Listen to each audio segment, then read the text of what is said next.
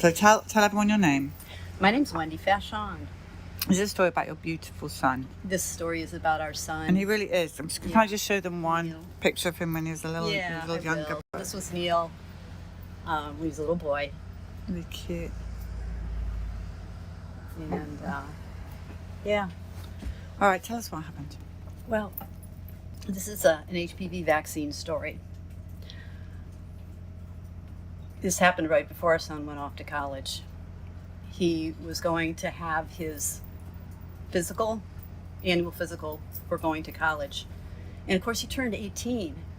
And it's like, okay, we're not going with you this time. You're a big boy, right? So he went off, came home, and handed this to us.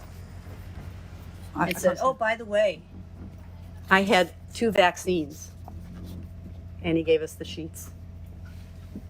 My stomach almost dropped out. My husband was livid. How many vaccines did you have before, though? Were you up to date, or?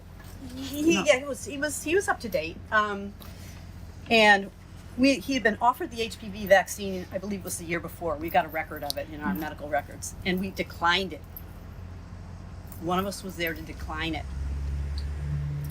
but we weren't there that time.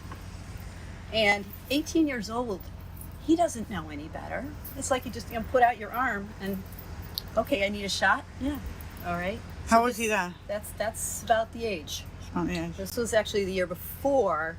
This was his senior year. He was looking at colleges. This was doing a college tour thing, isn't he? Yeah, he is handsome boy. All right, so he gets those 2 shots. And it's just like, my husband was like, something really bad just happened today.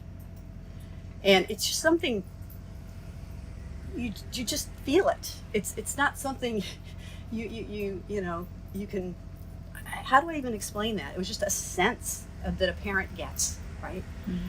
And I think I kind of had that same sense. And we're like, and I just wanted to brush it off. I'm like, no, he'll be fine. We're just not going to get the other shots. We're just, just stay positive. Let's keep moving forward. It was a year later.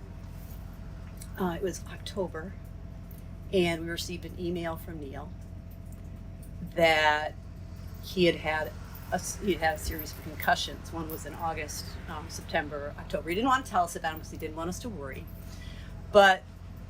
And they weren't concussions that knocked him out. And he's such an athletic kid. It's like, how does a kid who's so athletic, have an accident like that? That just wasn't him. He was not an accident-prone kind of kid. And then he was having issues with his eyes tracking, and dizziness, blurriness. And so the college people referred him over to, I think it was Children's Hospital, to get checked, to get a neurological exam. And they said, oh, it's just a concussion. There's nothing going on there. And Dean and I are like, when Neil sent that long email to us explaining all the things that had happened and what led up to it and his problem with the visions, Dean and I were like, well, go ask for an MRI. Just go get an MRI. And Neil, he's going, I don't know if they just say Neil, go get an MRI. Ask for an MRI. Just ask for it. He went to the doctor. The doctor's like, oh, you don't need an MRI. This is just a concussion. So, it's like, Dean and I were like, why not give him an MRI just to make sure? Well, they didn't want to do that. They didn't think it was necessary. A few months go by, and Neil has additional problems.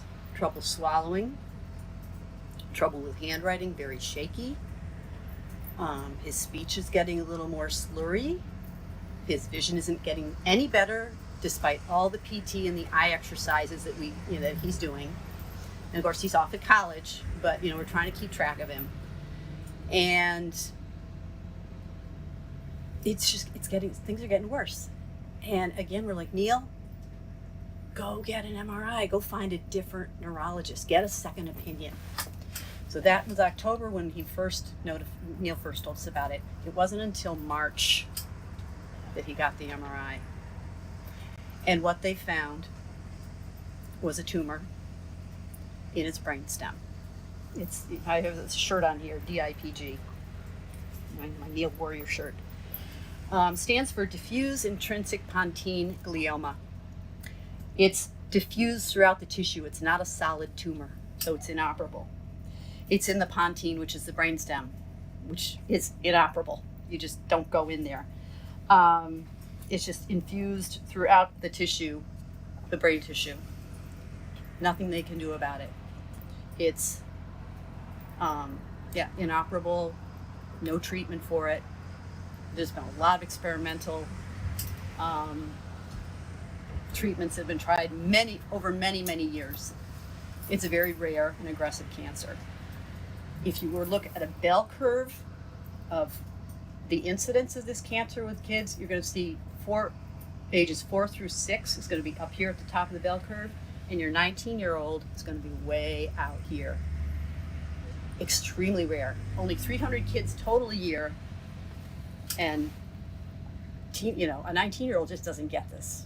Although we do know a couple others who have gotten the diagnosed with DIPG, older kids, about the same time that Neil had. So you just start kind of putting stuff together. And did they say when he got that diagnosis? Did they say?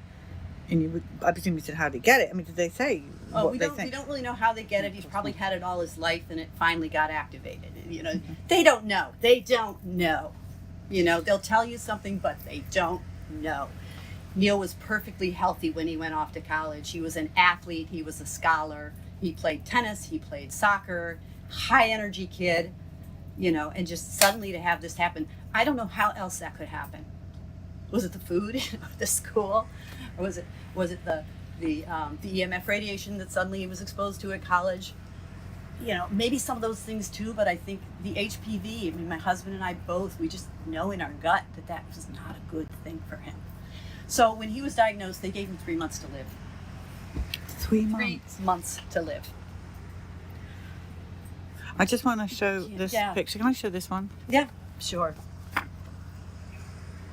See that, everyone? It says never giving up. Giving up. No. He looks a lot thinner in that photo than... Well, this was when he was fighting the cancer. Okay. Right, and he was taking some dexamethasone, so you'll see his face. You can tell his face looks a little bit different, all of that. They wanted him to do the typical radiation therapy. They said, maybe they'll give you 6 months. And Neil, he said no. To go, do radiation for like 30 days, and what's that going to do to the quality of my life? And is it going to only give me that much more time? No.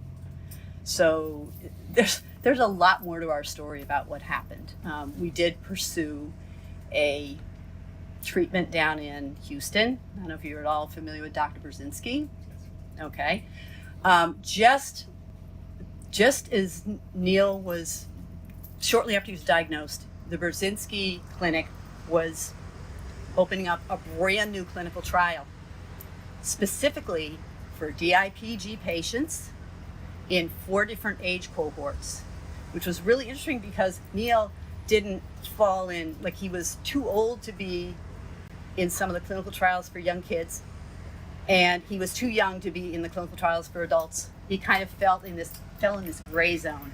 But this trial was 4 different age cohorts, and the patients did not have radiation was not a required prerequisite, whereas in all the other clinical trials we were looking at, radiation was required before getting the treatment. Now, this gets really interesting because, oh man, where do I even go from here? It's really quite something, the way the whole thing's rigged. But anyway, Neil, we got him. We got to Houston. We went through all the qualifying steps to get into the clinical trial. Neil was the first to enroll. We got the catheter in his chest. And the day we were ready to do the infusions, the FDA notified our doctor, Dr. Brzezinski, and stopped the trial. They said, we're closing the trial. 1 kid enters who's not had radiation. And he's a pretty intelligent 19-year-old. and they decide they're going to stop the trial. That was the coincidences were just unbelievable. Unbelievable. And the justification that the FDA had, there was nothing there to justify it. There's nothing there. We ended up trying to have a conversation with them. They said, yep, we've got all these other things you can do. You can do the radiation, you can go to all these other clinical trials. And we're like, no, this is what we chose. This is all about health choice. We did a lot of research to get ourselves into that place. We researched a lot of different clinical trials. We spent a lot of time online. And we were being blocked. Okay. We ended up trying to talk to the FDA. That was an ugly conversation. They didn't want to hear it. So we had to hire a lawyer. Here you got a kid, okay, who's been given 3 months to live, and the FDA is going to say, no, you can't try that. Who are they to tell someone who's in his situation what he can and cannot choose to do? And the risks were not, the treatment, non-toxic. The risks were like having your sodium too high or having your potassium too low, but there are things you can do to address that. When you do regular blood testing, which we did twice a week, we had it all under. We knew what we were doing, and we were being blocked. We got a fantastic lawyer here in Rhode Island. Neil was completely kicked off on May 1st. We got a lawyer, and we got him back on by, I think it was May 21st. We filed a court against the FDA, and Neil won the case to pursue his choice, his right to try this treatment. Neil, if doctors had said what would have happened to him, they said he only had 3 months to live. We returned that time. That was June. He would have been dying by June. We returned from Houston by June, back at home, and Neil was doing great. And he did well throughout the summer. But there were other things. We thought the tumor was stable, but there were other things that were just got in our way. And I could go on and on and tell you how the medical system failed us at just about every turn. He ended up, November, we had an MRI. And that MRI, those results had to get to Dr. Brzezinski, but they also had to get to a radiologist down in, or a neurologist, radiologist down in Houston to give the reading. That doctor delayed the reading by 3 weeks, and there was hydrocephalus in Neil's brain, and we didn't know about it. 2 days after Thanksgiving, Neil had a regular Thanksgiving meal. 2 days later, Saturday morning, he didn't wake up. He was in a coma because of the hydrocephalus. I didn't know whether to just let him go at that point or whether to call 911. And we ended up calling 911, and we rushed him to the hospital, and he had a shunt put in, and he got drained. But at that point, the damage was done. He was in a hospital, and once you go in a hospital, it's trouble. It's just trouble. We brought Neil home for Christmas, and I know there's a picture here. I will find it for you. Actually, there's a couple of them here. I would love to show you. Yeah, well, let's go through them. What? Let's go through them with everyone. So this picture was when he ended up in the hospital that first time and had to have Neil that bald head has nothing to do with radiation treatment or chemotherapy. That bald head was because he had to have the surgery. Right. He had a really long name. Is Dad there? Pardon? Who's that? Oh, that's his math teacher from high school came to visit. He had a lot of visitors. Yeah. And then we brought him home. Where's that picture? Hold on. I don't know if I have it here. Ah, here it is. This is him. We brought him home from the hospital for Christmas. We had to bring. Yeah, you take that. We had to. Hang on. Sorry, everyone. Sorry. We had to have a hospital bed put into the living room because we couldn't get him up and down the stairs to his bedroom. And he couldn't even get out of bed. He was bedridden at this point, but we parked his bed right in front of the Christmas tree. Can I just say to the viewers watching? Yeah. Okay, this shot is before he has the HPV and the meningitis. Yes. And then how many months later are we in this? Ooh, that was his, I think that was his senior year. Mm-hmm. So. Okay, but what I'm That saying would have is... been, that would have been about 3 years. That would have been 3 years, 3 years but later. what was the difference between when he took the 2 shots and him being there, is the question? Okay, he only took one shot. Okay, yeah. Yeah, he 2 took shots. meningitis Yeah, and he took HPV, right? And there, okay.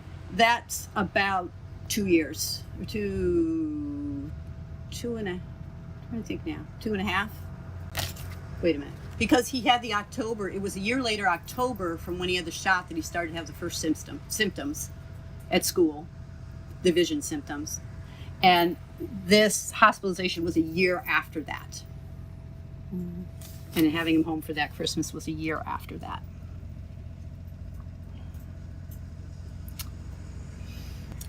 And there's one more picture of him. Oh gosh. What's this? This one. Okay, this one was in hospice just before he passed away in February. We're watching the Super Bowl game. That was the one where Tom Brady made the most amazing comeback. And I said, oh my God, I wish my son could make a comeback like that. But it wasn't meant to be. It wasn't meant to be. Neil passed away on February 19th. We were in hospice for about 2 weeks. All his friends came to say goodbye, all his teachers, all our friends. It was like a living wake for 2 weeks. We had visitors coming in every single day to say goodbye. He was an incredible kid, and HPV took him away from this world. He was going to do great things in this world, and HPV took that away.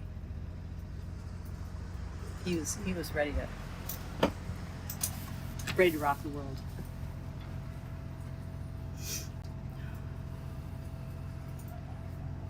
I'll show some of these. Yeah, there's some with his friends. Here's another. This was June when he came back from when he was supposed to be dead. That's when he came. That's when he came back from Houston. All his friends, some friends came down to say hello because he'd been away for 2 months and they wanted to see how he was doing. But yeah. Oh, and this is Neil. This is Neil. Okay, I'll put that down. That's Neil. That was this time of year, October.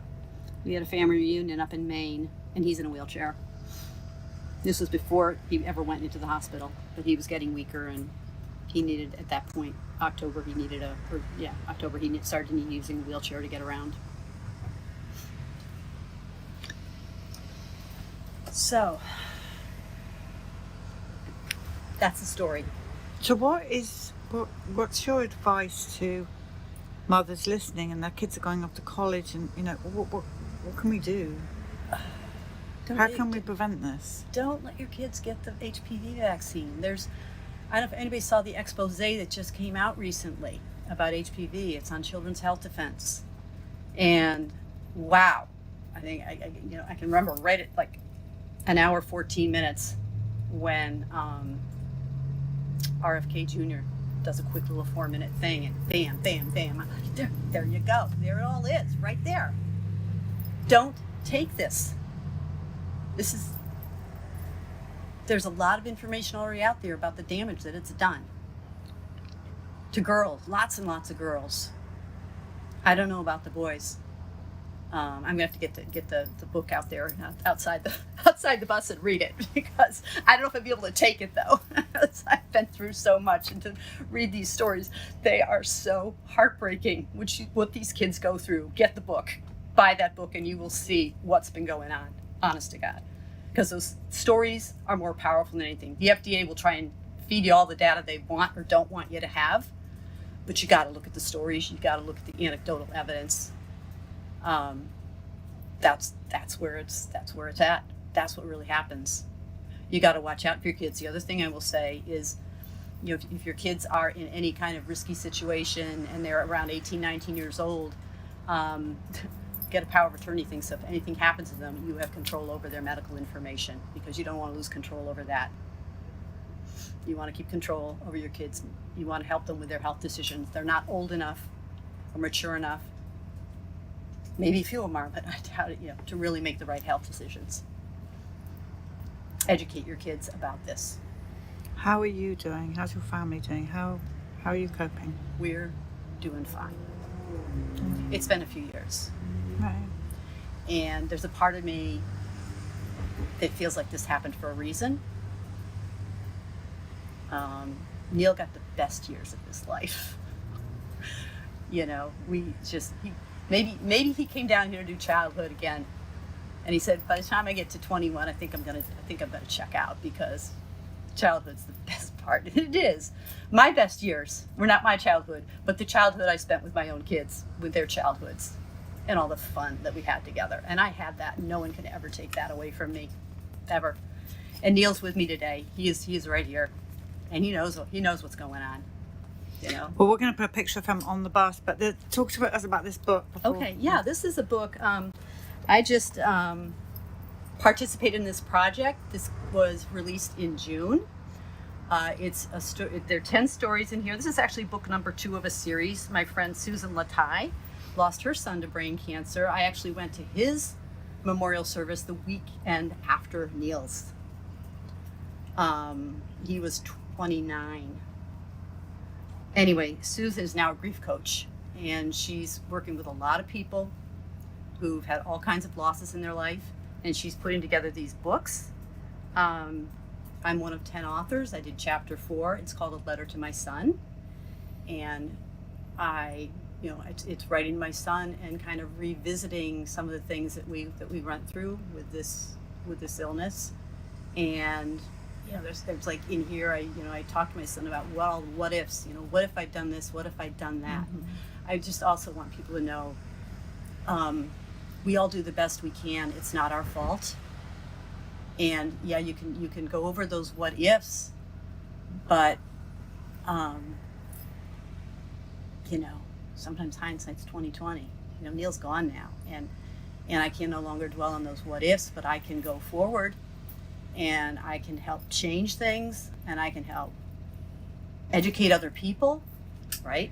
And help them to make better choices, so that they don't have to go through what I went through, what my husband went through, what our whole family went through, what all Neil's friends went through. So many people were affected by this loss. Mm-hmm. And this book is all about loss, but this is also very positive. Every woman in here who tells her story sheds a positive light on the experience. There's some tough stories. There's one woman who lost her husband to COVID, and he went in to the hospital, and he was in the hospital for 30 days, and she couldn't go visit him. Yeah, we've heard that story a few times. I'm sure you've heard that story many times. So, let's write his name on the bus. Let's get a photograph of him on that. And thank you for warning people. Yeah. Thank you for doing that. And we're really sorry. And, one other thing, can I? Sure. I just want to say, just let people know about the work that I'm doing now. This is I write for this magazine, Natural Awakenings, but then I also have this radio show, Story Walking Radio Hour, storywalking.com. You can find it there. You can find it on Dream Vision 7 radio network that I do the show with, and go under the Sustainable Living tab and look for my show, Story Walking Radio Hour. And I'm looking at all kinds of environmental issues that affect our health. Cancer is caused by a lot of different things. Everything, pesticides, electromagnetic radiation, PFAS in water, the list goes on and on and on. And we have to address these things, but a lot of people aren't aware of it. And I'm all about education. I'm educating people right today about the HPV shot and about DIPG cancer. And I want to educate people about a whole broad range of other things. So thank you. Well, thank you for everything you're doing. Thank you very much for this opportunity. I am so grateful, and Neil is so grateful, and my whole family is grateful. But thank you very much. Thank you.